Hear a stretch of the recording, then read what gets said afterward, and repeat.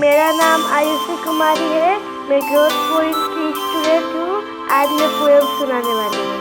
सूरज अपनी धरती पर नया सवेरा लेकर आया, लाल लाल रंग बिखराता सबको हंसाता आया।